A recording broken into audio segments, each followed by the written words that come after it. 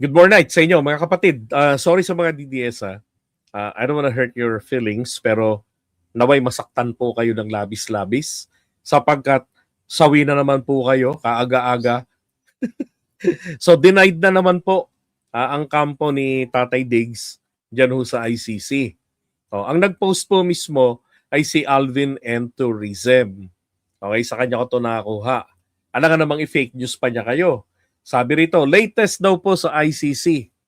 Latest na update pa. Redundancy.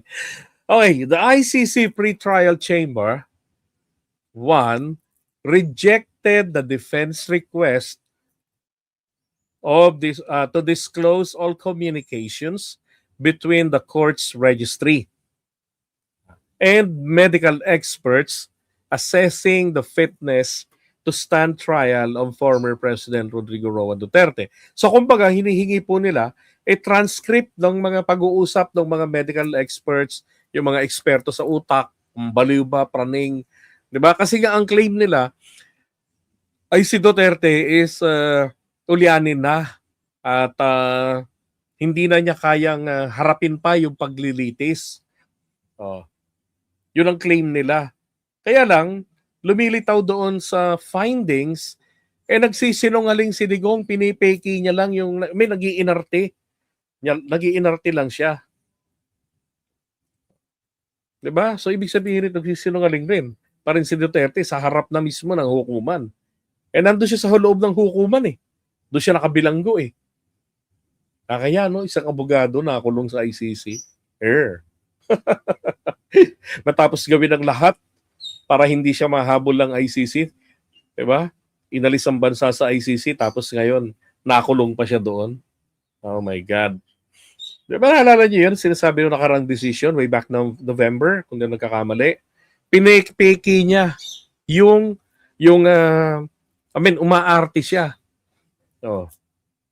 Kasi yung mga eksperto sa psychology, alam po nila base sa kanilang mga pagtatanong at sa bodily movement, sa eye movement, sa paghinga ng tao, kung ito ay nagsisinungaling o hindi sa pagsagot sa kanila.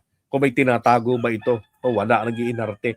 Lalo na, malamang minapanood pa ang mga yan ng style ni Duterte sa harap daw ng mga kalaban, mahina, patungkod-tungkod, pag ganon-ganon. Diba? May ganon-ganon.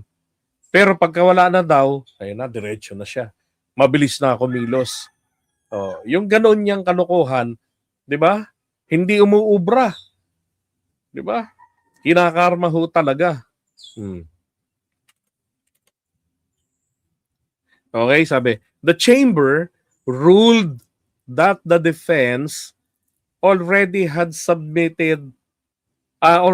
sufficient information through the experts report. Ibig sabihin, sabi daw po ng pre-trial chamber 1, ba't pa kami magbibigay pa sa inyo? Ba't pa namin i-disclose? Ibig sabihin na ipa-disclose ay i-public po yung information na nakakalap nila, and then i-public din yung transcript. Although syempre may redacted version, ganon. Sabi ng pre-trial chamber, meron na kayong kopya. Meron na kayong information ito. Ba't panghihingi pa kayo? Di ba? Parang gago lang. Bakit hindi na lang kaya etong mga taga-defense team ni Duterte ang maglabas doon, i-post nila sa FB kung gusto nila. Para makita ni Trump. The chamber ruled that the defense already had sufficient information through the experts' reports and that absent evidence of irregularity. Patay kayo yun. Wala yung inyong pinagsasabi, hindi ninyo napapatunayan, wala kayong katibayan na merong irregularidad. Kaya naman daw, hindi na kinakailangan. Nabigo po ang defense team, ang Duterte team, sa kanilang claim. Kaya ngayon, sabi rito ng ICC, hindi na raw po kailangan nilang maglabas pa ng mga hinihingi nila na ma-disclose yung communication, yung mga pag-uusap, yung transcript ng mga eksperto na nag-review kay Duterte. And then internal registry expert communications need not be disclosed. Okay? Puro tawag dyan, paldong-paldo. Ay, nako. Magkano yung ito lang yung kasong ito lang pagpapatunay lang to na sa tanong saan nanggaling ang pera ng mga Duterte. Isipin mo na lang magkano ang bayad, umaabot ng 150 million monthly. Magkano lang laman ng salain ni Duterte base sa huling salain niya. 'Di ba? Kay Sara, kay Pulong, 'di ba? Gasino lang ang laman. Tapos magkano ang binabayaran sa abogado sa ICC? Oh. Kay pa lang 'yon, kay Kaufman. 3 'yan. 'Di ba? Ay nako, saan ang gagaling 'yon? So, mga DDS, congratulations. Ay, nakikiramay po ako sa panibago na namang kasawian. Okay? Na inyong dinanas. Denied na naman.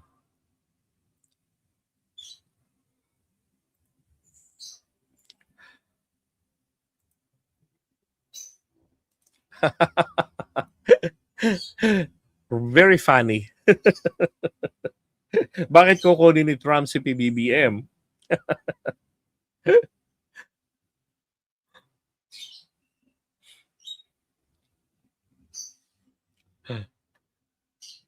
Naalala ko yung pakiusap nung engot na si Greco Belgica. Alam nyo, makabobohan ninyo matindi. Bakit po? Nung si Duterte hinuli, 'di ba? Merong ICC rito, merong Interpol. Oh. Galit na galit kayo sa foreign intervention kanyo. Tama? 'Di ba tama? Tapos ngayon, nakikiusap kayo o si Greco Belgica, hindi nyo kinukondena, nakikiusap kay Trump na lusubin ang ICC sa the Netherlands at dukutin si Digong iuwi ng Pilipinas. Di ba foreign intervention yun or foreign interference?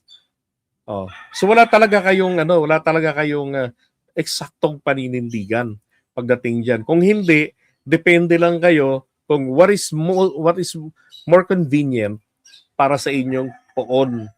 'Di ba? Oh. Ngayon, pabor kayo sa foreign intervention kasi papabor kay Digong. Ang tanong, uubra kaya na madukot ng mga Amerikano si Digong? Ano ang mapapala nila? Anong mahihita nila? 'Di ba? Pag ginawa nila 'yon, ang makakabangga po nila buong mundo. Pati yung mga bansang kaalyado nila ang kanilang makakabangga dahil hindi naman member ng ICC ang Amerika, pero marami diyan sa Europe at sa buong mundo, mahigit 100 bansa ay miyembro ng ICC. Oh, pag binastos nila yung opisina ng ICC, nako, dami nilang kalaban. 'Di ba? Happy ang China niyan. Ay, nako, kaya bomalabs yan.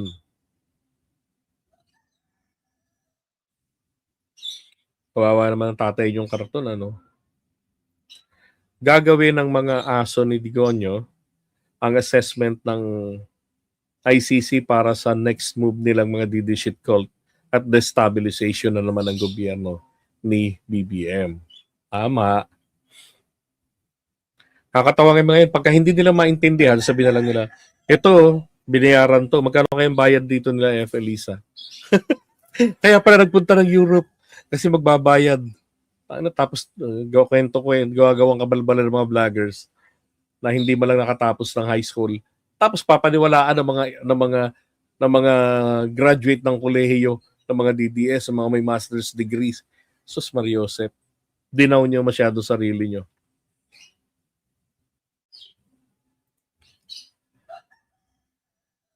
Happy New Year din Mag-jackal na lang po ako saglit. Sige lang, gawin mo.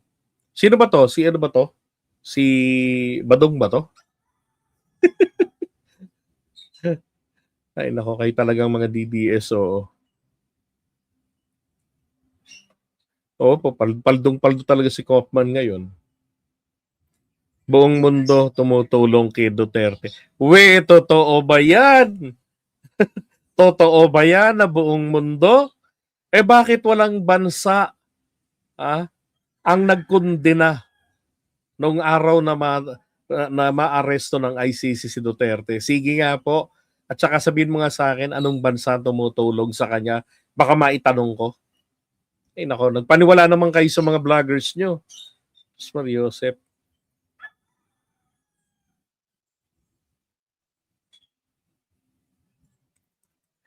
Lahat ng ninakaw nila mauubos sa kaso ni Diggs. Ang Diyos na ang gumawa ng paraan para mapanagot siya sa lahat ng mga ginawa niya. Tama. Diba? Tsaka siya mismo naman umamin, sabi nga niya ng 2016 eh. Ang tanging kasalanan ko, JK. Oh. Diba? Aminado siya in public eh, ang daming beses. Yung mga insect mafia daw na nagbabayad. Tama po kayo, Aling Leonida, Negrillo. Wala pong bansa ang may gustong tumanggap kay Duterte. Tingnan nyo ano nangyari sa kanyang interim release. Wala. Ay, naku. Okay, sige po. Buyers po muna tayo. Kita-kits po ulit tayo maya. Maraming salamat at God bless po. Mga DDS na tanga, halina maglaro tayo. Oh, oh, oh, oh! Mga DDS na tanga, halina maglaro tayo. Tanga-tangahan quiz show, sige sabay-sabay, oh!